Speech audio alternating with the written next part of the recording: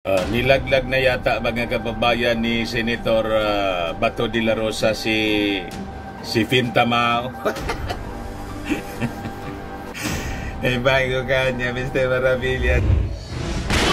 Nagbabagang mga balita at pagtalakay sa mga isyu na lipunan. Bulsa, opinyon, banat at paglalantad sa katotohanan. Bulsa, what you see is what you get.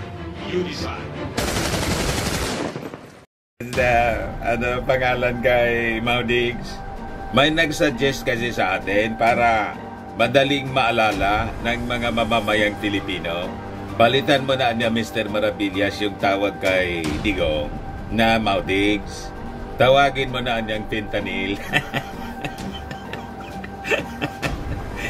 Tulad ng sinabi ng ating Pangulong Bongbong Marcos na baka niya epekto ng fentanyl.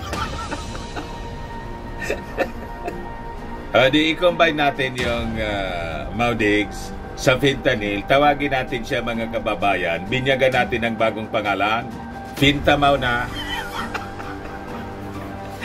Di ba? Mga kababayan. Kasi laging disoriented siya. Paiba-iba ng pananalita, ng mga pronouncements. Sabi nga nang nag-react sa atin kanina, yung pasyente ko anya na may Alzheimer's disease, ganyan anya yung manifestation, paiba-iba.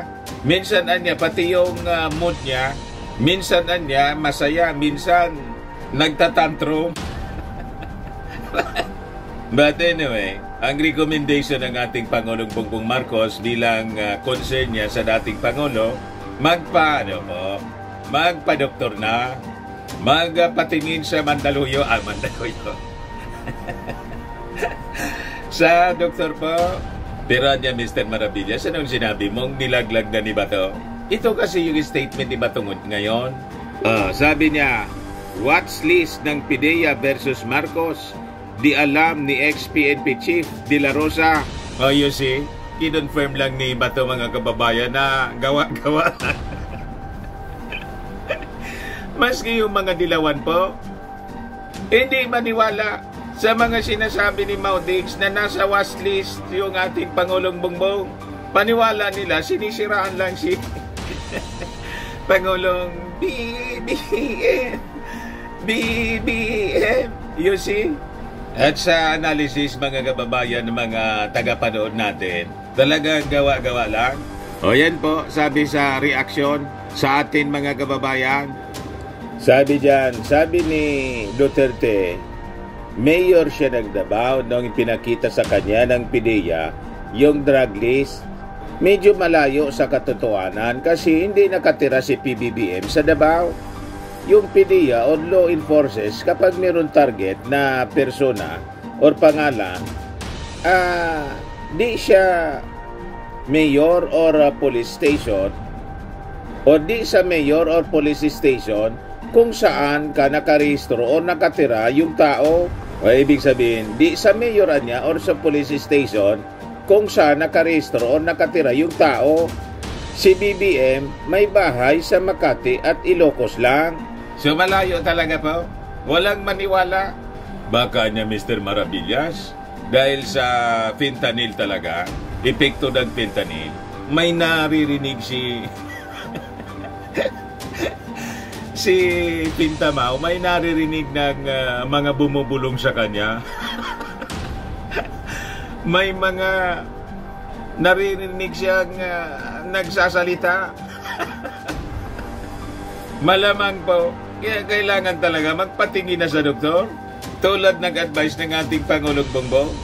But before ko, mga kababayan, ibigay sa inyo yung full story dito sa sinabi ni De La Rosa, ni Bato, click subscribe muna dito sa ating YouTube channel and hit the notification bell para lagi po kayong updated sa mga kaganapan dito sa ating bansa. Like and share na rin po ninyo ng ating video. At huwag na rin po ninyo na skip yung ating mga commercial ads para tuloy-tuloy lang ang pag-unlad ng Bagong Pilipinas. May bagong produkto po kami na ini-introduce. Yan pong iGlow. Paano po, whitening siya. Tingnan ninyo yung anak kong arkitek. Before and after. Before and now. You see? Kita ninyo ang pagkakaiba, yung epekto sa kanya. So, contact lang po ninyo siya sa kanyang FB account, Riz Maravillas po, on FB.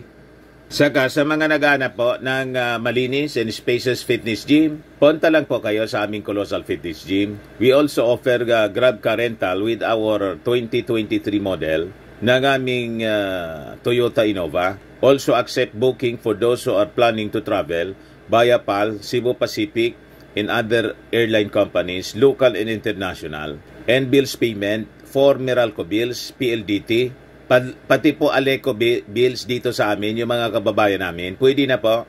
Ngayon, yung mga magta-travel, kahit saan pong bansa kayo gusto mag-travel, pwede na kayo magpa-online booking dito sa amin. Pati sa mga hotels, para makatipid po kayo, makamura. May bayad center din po kami, may bills payment, may Paymaya. Ang Colossal Fitness Gym is located at 3rd floor, Security Bank Building, Lanco Business Park, Legazpi City, Albay. For inquiries, look for Jilon Maravillas.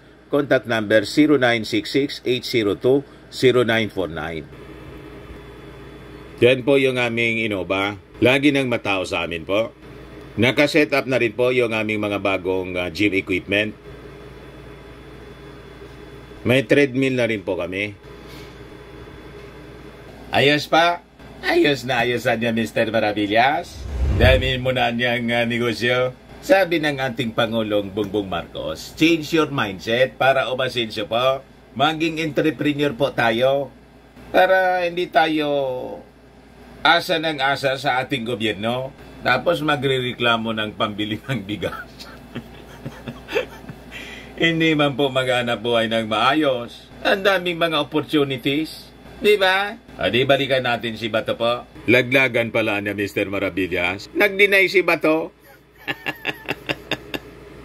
Di niya daw alam.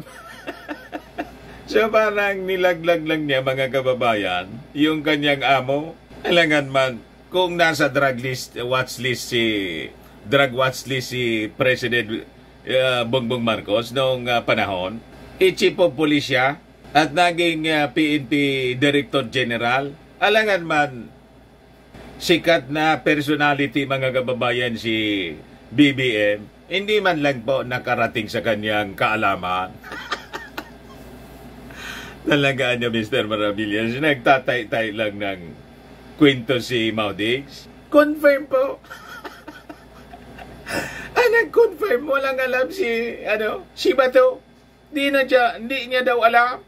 Ayan po, itinanggi ni Senador Ronald Bato de la Rosa na may nalalaman ito sa pagkakasama ng pangalan ni ni Pangulong Ferdinand Marcos Jr. sa umano'y drug watch list ng Philippine Drug Enforcement Agency o PDEA. Binigyang diin ni De La Rosa na ang umano'y watch list ay mula sa PDEA at hindi sa Philippine National Police na dating pinamumunuan nito sa panahon ng administrasyon ni dating Pangulong Rodrigo Duterte. O diba? Nasa polisya siya. Tapos, ang major na programa ng dating Pangulong Digong, yung paglaban sa droga. Normally, yung PNP, yung PDEA, pati NBI, nagsishare sila ng mga intelligence reports or information.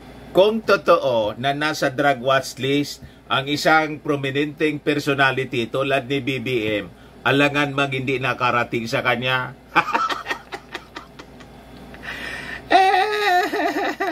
Di tama lang, mga kababayan, nasabi ng PDEA, wala man na niyan sa aming drug watch list. Noon at ngayon, never anya. O di parang sinang-ayunan lang, mga kababayan ni Bato de la Rosa, na talagang wala. Wala nga siyang alam eh. Talaga niya, Mr. Maravillas, sa bibig na huhuli ang isda. Sa bibig nga po, nabibingwit yung isda. Sabi niya, no idea ako, hindi ko sinabing hindi ko nakita, basta't di ko alam yan. Kung PDEA list yan, PDEA ang tanungin ninyo. Ang sabi PDEA list, so doon kayo sa PDEA magtanong, wag sa PNP, di ba?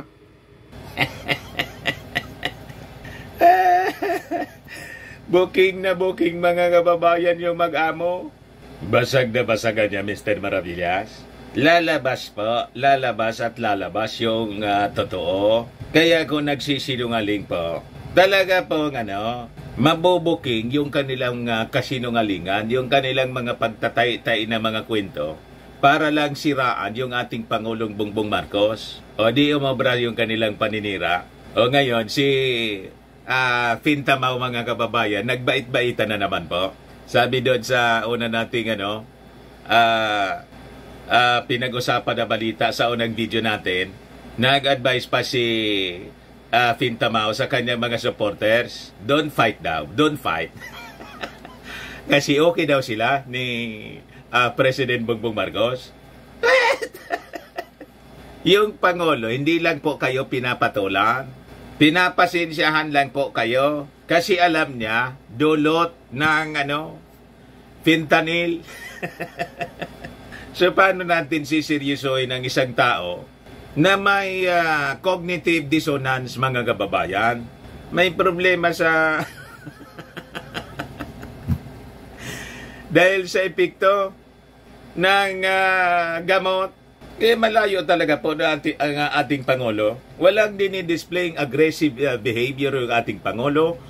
Wala siyang wala kang makikitang disoriented siya.